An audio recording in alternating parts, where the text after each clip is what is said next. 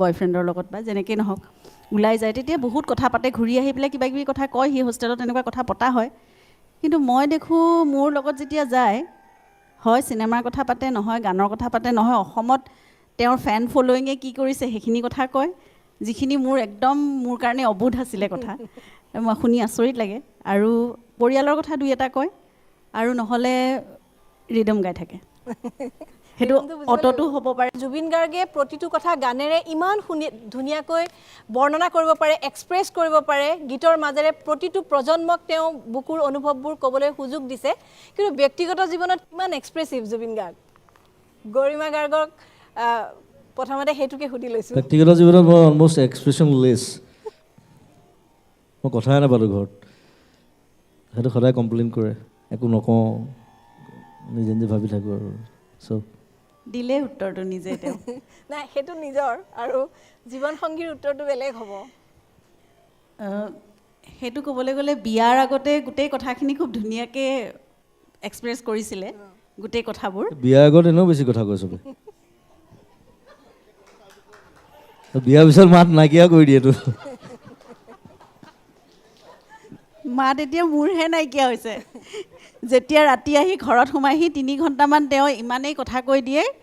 কোনো বুজি নোপোৱা কথা কিছুমান কৈ দিয়ে আৰু সেইখিনি মানে কিবা আপত্তিজনক যদি থাকে মোৰ মুখৰ পৰা যাতে একো এষাৰ মাত নোলায় সেইটো কৰিব লাগে তেওঁ তাৰ মানে ভৱেন্দ্ৰনাথ শইকীয়া ছাৰে কোৱাৰ নিচিনাকৈ উচ্চগ্ৰামত মোৰ মই যিটো স্কেলত কথা কওঁ তাতকৈ উচ্চগ্ৰামত তেওঁ নিজৰখিনি ৰিলিজ কৰি দিয়ে গতিকে মই চাইলেণ্ট হৈ বহি থাকোঁ আৰু শুনি থাকোঁ যিমানখিনিলৈকে পাৰোঁ তাৰপিছত শুই দিওঁ আকৌ যেতিয়া মনত পৰিলে আকৌ উঠাই পেলাই ক'ব আৰু নহয় মই ইফালে বাগৰি যদি শুই দিওঁ যে আৰু কিমান শুনিম আৰু তেনেকুৱা ধৰণৰ যদি হয় কিবা এটা মই ঘৰলৈ পিঠিটো চাবলৈহে আহিছিলোঁ তোমাৰ সেইখিনিও কয় তাতকৈ মই ষ্টুডিঅ'ত থকাই ভাল তাতকৈ মই গাড়ীখনত ঘূৰি ফুৰাই ভাল ৰাস্তাত ঘূৰি ফুৰিলে অন্ততঃ কুকুৰ এটাইও মোৰ কথা শুনে মানে এক্সপ্ৰেছিভ নহয় এক্সপ্ৰেছিভ হয় মানে এক্সপ্ৰেশ্যনটো বেলেগ এটা লেভেলত থাকেগৈ আচলতে মই বুজি নোপোৱা এটা লেভেলত কিন্তু যি কি নহওক